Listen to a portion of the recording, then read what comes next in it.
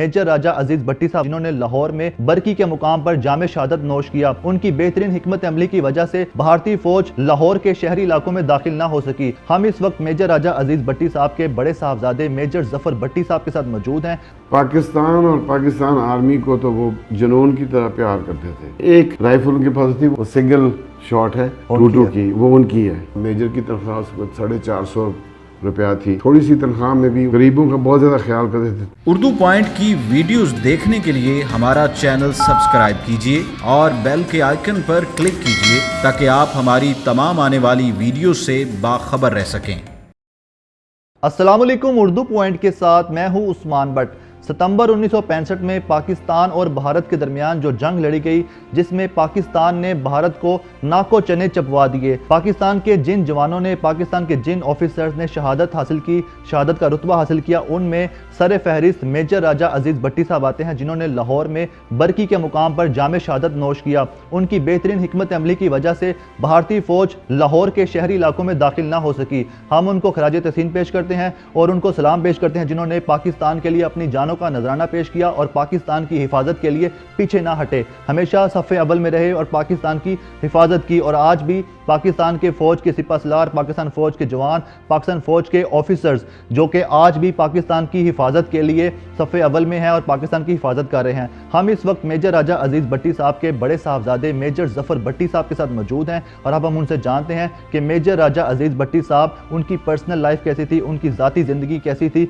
वो घर में कैसे थे, उनका मिजाज कैसा था, और वो सब बातें जानने की कोशिश करते हैं जो आप सब भी जानना चाहते हैं। यादें तो बहुत सारी हैं, लेकिन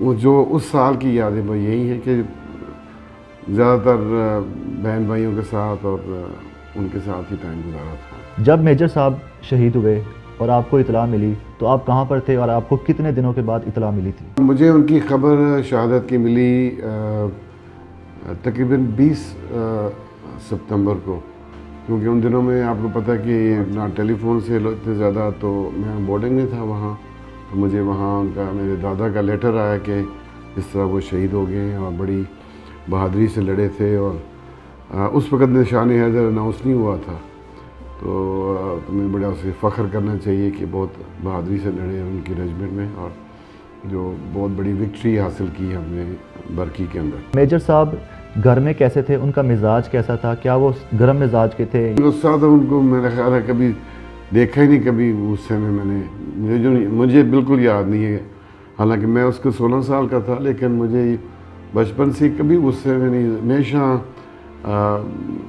काम की बात की बात करना, और उसके बाद अगर कुछ कह देना कि ये करना है तो फिर उनकी इतना एक रौब सा था जो कि कोई फिर बच्चा उनके आगे बात नहीं करता था। और बड़ा हमेशा हमारे साथ बहुत ज़्यादा उनका इंटरेक्शन होता था। जो भी चीज़ें, कोई मुश्किलात होनी स्कूल में, कोई होमवर्क्स में, तो वो सारा कुछ वो खुद ही हमें समझाते थे, पढ़ाते थे। मैथमेटिक्स में भी इंग्लिश बहुत अच्छी जानते थे।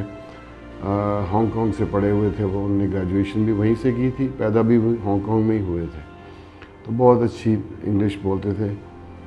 और हमें जर्मन भी सिखाते थे, क्योंकि उनको जर्मन भी बड़ी फ्लुएंट आती थी। जर्मनी के अंदर उन्होंने स्टाफ कोर्स किया था और स्पोर्ट्स में बहुत ज़्यादा इनकरेज करते थे। स्विमिंग उन्होंने हमें सिखाई, टेनिस, स्क्वाश, जो चीज़ें बच्चे सीखना चाहते थे उनको हमेशा इनकरेज ही करते थे। पाकिस्तान और पाकिस्तान आर्मी को तो वो जुनून की तरह प्यार करते थे और हमें हमेशा ये कहते थे कि हम हांगकांग में थे, पूरी ज़िंदगी गुजारी, यहाँ आए और पहली दफ़ा हमने अपना एक मुल्क देखा। वो हमारा मुल्क तो नहीं था, तो ये आपको इसकी कदर करनी चाहिए कि जिसका मुल्क अपना नहीं होता वो कहीं का नहीं होता।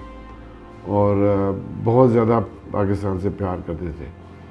मुझे याद है जब ये मेजर तुफैल शहीद हुए थे तो अखबारों में आया, तो मेरी अम्मी को उन्होंने बताया, उन्होंने कहा ये इस तरीके से फ़ौजी की मौत होनी चाहिए जैसे मेजर तुफैल शहीद हुए। उनको निशान हैदर, सेकंड निशान हैदर मिला था उनको। 65 की जंग में मैंने बताया कि मैं क्वेटा में था, उधर भी बिल्कुल वही जैसे कि सारे शहरों में वो कर्फ्यू लगता था, रात को वो लाइट्स ऑफ होती थी, सारा कुछ।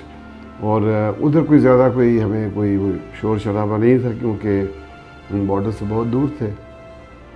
लेकिन एक माहौल सा था, बड़े हर लोगों में जज्बा था جو خبریں آتی تھیں اس کو ہم سنتے تھے بڑے شوق سے کہ آج یہ ہوا ہے، اس طرح دشمن نے حملہ کیا، اور بڑی ٹینس وقت تھا، لیکن کوئی اس طرح کی کسی کو کوئی خوف نہیں تھا کہیں کسی کو بھی بندے کو، سارے وہی بس تیار تھے کہ یہ بس یہ ہم نے جو مقابلہ کرنا ہے۔ بہت زیادہ جذبہ تھا پاکستان میں۔ 6 ستمبر کو جہاں وہ دفنائے ہوئے ہمارے فیملی گھر ہے وہاں گجرات میں گاؤں میں، تو وہ ادھر senior army officer garrison commander آتے ہیں، یہاں کور کمانڈر آتے ہیں، کبھی چیف آف آرمی سٹاف بھی آئے ہیں وہاں۔ بڑے سمپل ان کے ٹیسٹ سے، ویسے بڑے وہ ایلیگنٹلی ڈریس بھی بڑا اچھا کرتے تھے، وہ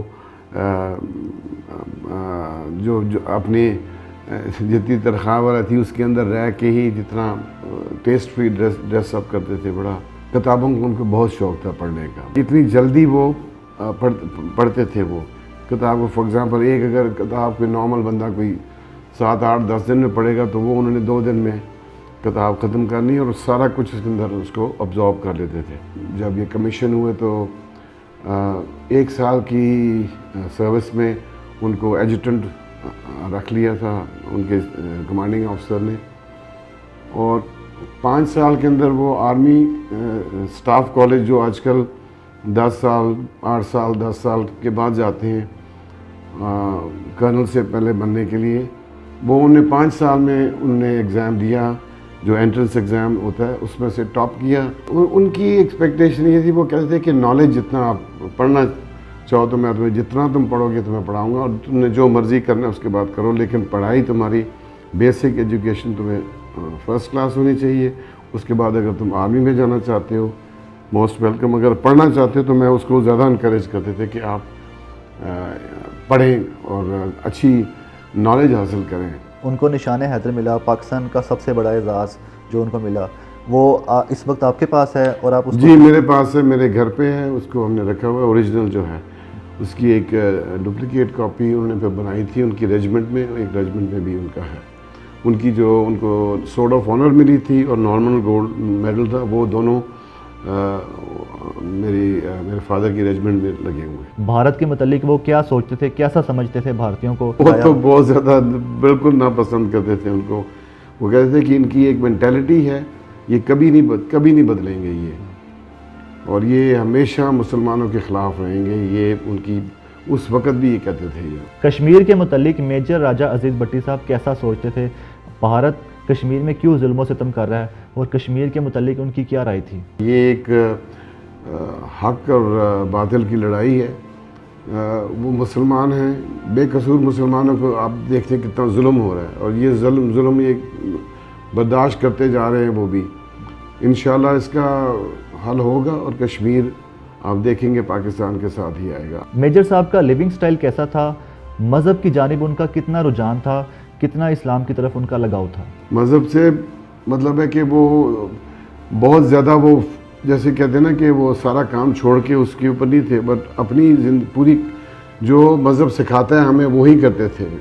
غریبوں کا بہت زیادہ خیال کرتے تھے، تھوڑی سی تنخواہ میں بھی وہ اپنی زکوٰۃ نکالتے تھے۔ مجھے یاد ہے میجر کی تنخواہ 450 روپیہ تھی، اور ہماری فیملی بھی کافی بڑی تھی، بٹ جب بھی گاؤں میں آنا ادھر ان کے غریبوں کو دینا، اپنے فادر کو ہمیشہ ہر مہینے وہ پیسہ بھیجتے تھے۔ مجھے یاد ہے تقریباً کوئی 50 یا 100 روپیز بھیجتے تھے، تو اپنے ماں باپ کا بہت زیادہ کرتے تھے، بہن بھائیوں کا بہت زیادہ خیال، بچوں کا جو ڈیوٹی تھی پوری وہ کرنی۔ نماز پڑھتے تھے، ریگولرلی نماز پڑھتے تھے، لیکن وہ اگین ایز اے سیٹ کہ وہ اس میں بلیو کرتے تھے کہ جو آپ کے اعمال ہیں وہ اسلام کے ساتھ ہونے چاہیے۔ ان پر چھوٹی سی ایک ڈائری ہوتی ہے، اس میں چھوٹے یہ کوٹس لکھا کرتے تھے، مطلب کوئی چیز پسند آ گئی تو وہ لکھ دینی۔ جرمن میں لکھے ہوتے تھے کافی کوٹس، تو ایک میں نے ان کو دیکھا لکھا ہوا، تو میں نے کہا یہ کیا ہے؟ انہوں نے کہا یہ لکھا ہوا جرمن میں،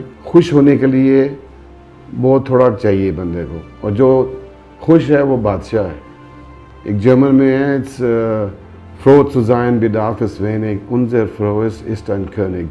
یہ جرمن کا مجھے یاد ہے، اس کا جرمن میں بھی یاد ہے کہ وہ تھوڑی سی چیز لگتی ہے خوش ہونے میں, اور جو خوش ہے وہ بادشاہ ہے. میجر صاحب کو رائفلیں یا پسٹلز یا گنز آرمز رکھنے کا شوق تھا, اور کیا آپ کو بھی انہوں نے کوئی شوٹ کرنا سکھایا؟ نہیں, بہت زیادہ آرمز گھر پہ نہیں رکھتے تھے, لیکن ایک رائفل ان کے پاس تھی, وہ جو اوپر لگی ہوئی ہے نا سب سے اوپر, وہ سنگل شاٹ ہے 22 کی, وہ ان کی ہے. اور اسی پہ مجھے بھی انہوں نے, جب بچپن میں تھا کہ 8-9 سال کا, گاؤں میں جا کے مجھے انہوں نے فائرنگ بھی سکھائی, میرے بھائیوں کو بھی اسی پہ ہم نے پڑھی, اور یہ بڑے عرصے سے ہمارے پاس پڑھی ہوئی ہے. پاکستان کو مارز وجود میں آئے آج 73 سال بعد بھی اگر ہم آزادی کے ساتھ سانس لے رہے ہیں, اس ملک میں اپنی مرضی کے مطابق زندگی گزار رہے ہیں, تو اس کا سارا کریڈٹ پاکستان فوج کے ان جوانوں کو, پاکستان فوج کے ان آفیسرز کو جاتا ہے جنہوں نے اس ملک کی حفاظت کے لیے اپنی جانوں کا نذرانہ پیش کیا. اپنے میزبان عثمان بٹ کو اجازت دیجیے گا. اللہ نگہبان.